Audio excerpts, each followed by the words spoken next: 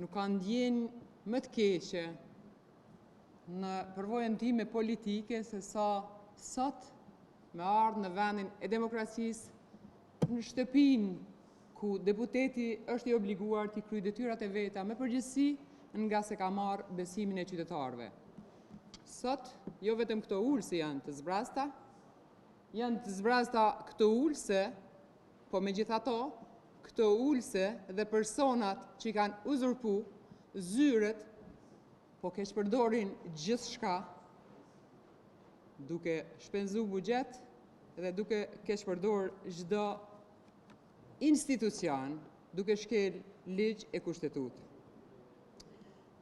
Në historinë më të re të Kosovës, vështirë se mundet me gjetë situatë tillë shqetësuese për me tepër edhe të rrezikshme për vetë funksionimin e shtetit dhe demokracisë.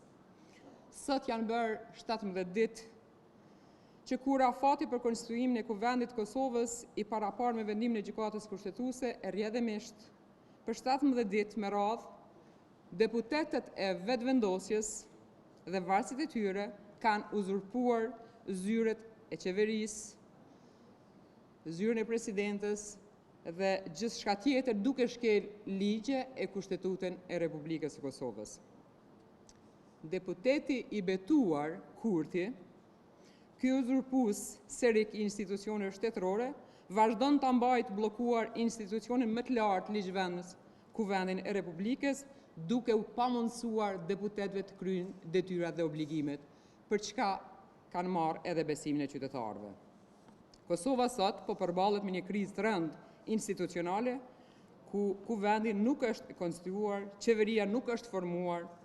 Në këtë situatë, papërgjegjësia politike bie normal mbi atë që i ka fituar votat e që është Albin Kurti dhe partia e tij, për të formuar institucionet të cilat ai nuk po i formon nga se nuk din dhe nuk don. Pra, mos me ditë dhe mos me dashur është një shembull jo i mirë, por është shembull më i keq që mundet me ndodhë këtij vendi. Sot ka mbetë vetëm një javë kur nxënësit ulen bankat e shkollës. Sot ata nuk kanë as idenë më të vogël se kur do të pajisen me tekste, prindrit ende nuk kanë marrë mjetet, por mbi gjitha ata që kanë zënë zyrën e ministrisë nuk e kanë idenë nga se nuk ju intereson as nxënësi, as mësimdhënësi. Sot, mësimdhënësit përballen me situata jo të mira, nga se çdo ditë ndëgjojnë se si numri i mësimdhënësve qenë ka më i madh se sa që do duhej t'i kishte Kosova. Pse? Nga se familjet dhe nxënësit e kanë shu vendin tonë. Mësimdhënësit nuk kanë faj, thjesht kryejnë detyrën e tyre, por ata sot janë teprit sipas tyre dhe ata i kërcënojnë për t'i larguar. Por ju tham këtu, nga ky vend, cili do prej neve, që ka marrë besimin e qytetarëve, do t'jemi sot, nesër edhe përgjithmonë me ta, dhe asnjë nuk guxon të largohet nga puna. Prandaj, sado që buxheti është shumë i mangët në komuna dhe ata normal që kërcënohen për shkak të buxhetit, por prap se prap ata janë kualifikuar, janë punësuar dhe nuk mund të rrezikojmë duke mos i mbrojtur, por në fakt do të mbrohen në çdo vend. Nëse kjo situatë vazhdon pa limit, normal lind dyshimi se mbajtja e vendit pa institucione të plota mund të jetë pjesë e një kalkulimi politik për të çuar vendin në zgjedhje. Po megjithatë, prap qytetarët janë lodh. Pse? Për shkak të buxhetit që po shpenzohet, se po e keq përdor. Kjo nuk do të thotë që ne nuk jemi për zgjedhje, sa herë të dojnë. Por në fakt, mos me marrë detyra për çka t'i ka dhënë qytetari, atëherë trego cila është arsyeja. Pse? Keni shkruar marrëveshje të cilat ende nuk kanë dalë në plotëni në opinion, marrëveshje të fshehta? Apo tregoju qytetarëve pse nuk po i merr me kryej detyrat. Unë jam shumë e sigurt që ata janë në përzyre, dhe na përcjellin me vëmendje. E unë ju thamë, dilni e hajdeni matnu. Sot kryeni detyra duke keq përdor buxhetin, nga se nuk lejoni as me ju monitoru. Ky vend, këta deputet 120, se 10 i kanë shok ata, janë deputet të cilët e monitorojnë qeverinë. Por këtë qeveri, me gjithë këto detyra të keq përdorura, nuk di se dej ku është fundi. Prandaj, asnjëherë nuk është interesu për pagat e qytetarëve, thjesht kanë qenë kozmetik politike, duke u ngritë çmimet më të larta në vend, energjia që blihet nga Serbia janë fakte që dihet që rreth 1 miliard, apo edhe më shumë mund t'jenë, që blejmë rrym nga Serbia, 1 miliard euro. E sot, kjo qeveri, në detyrë, apo këta deputet që kanë uzurpu qeverin, shesin, thëngjillin pasurinë e vendit tonë, e keq përdorin landen e parë. Ne nuk kemi rrym. Në këto ditë nxehta, ne nuk kemi rrym. Ka plot familje të cilët edhe me rrym e kanë ujin, se kanë bunare, kanë puse. Ka qytetar në vend që mesin edhe pa ujë për shkak të rrymes. E ne, buxheti jonë shkon në Serbi. I vjen fundi gjithë shkafit. Nuk kemi me leju që një deputet që erdhë në pushtet, pas një merit të vetme, me kauzat rrejshme, populliste, të mbaj peng shpresin e qytetarëve të këtij vendi. Kosova nuk i ka borxh Albin Kurtit.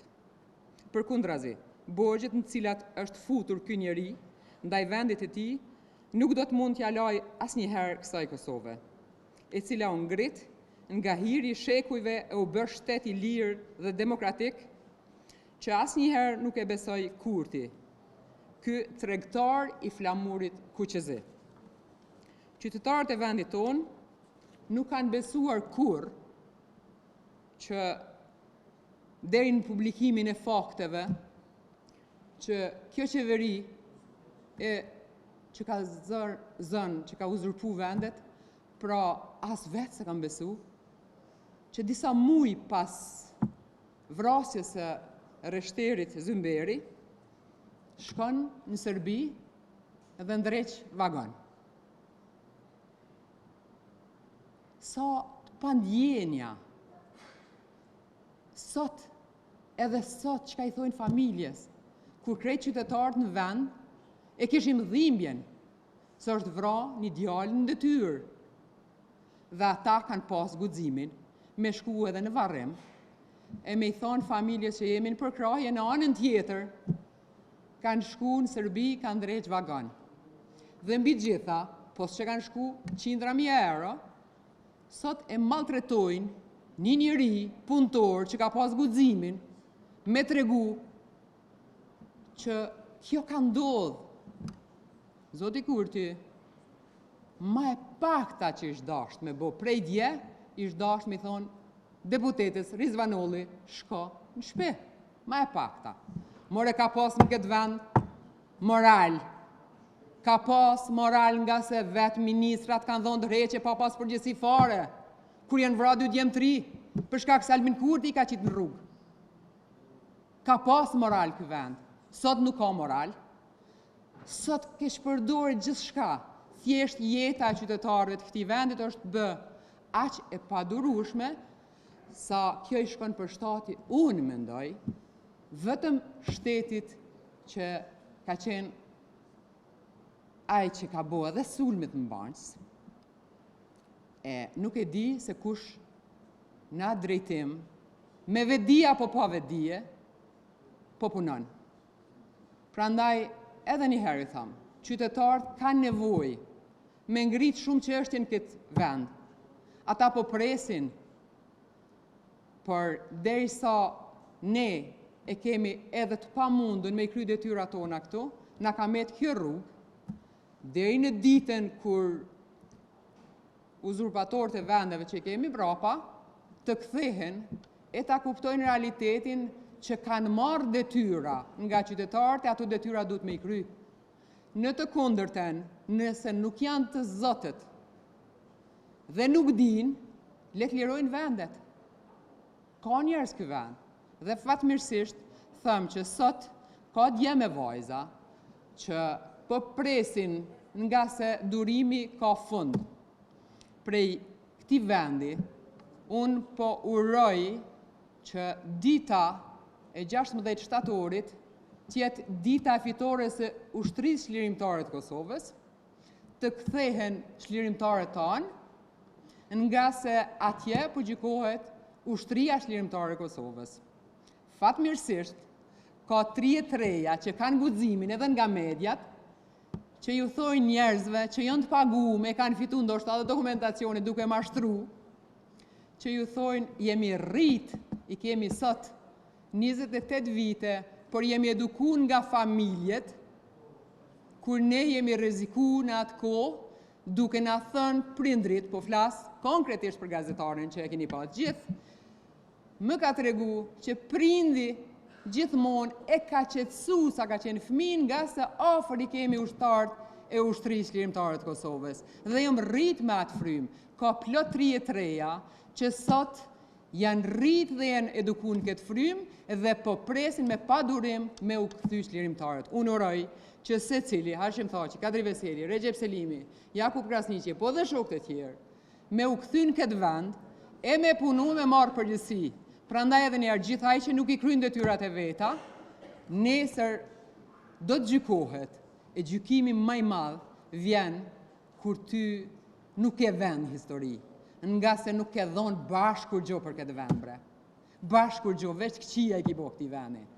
Lum aj që sot e ka ballin hapun, e që ka plagë në trup, e që ka me tregu edhe të këfmit, nipat e mesat, se ato plagë që i dhamin edhe kur fryn era, janë plagë që çmim që është ardhë liria vendit tonë. Prandaj edhe njëherë, ju që jeni në përzyre, kthehuni, merrni përgjegjësi, jepni llogaridhënie, nga se ky vend nuk është i individit, nuk është i askujt, është i qytetarëve. Prandaj ne që kemi marrë detyra, themi që me përgjegjësi plot kemi me i kry, por durimit po i vjen fundi. Faleminderit.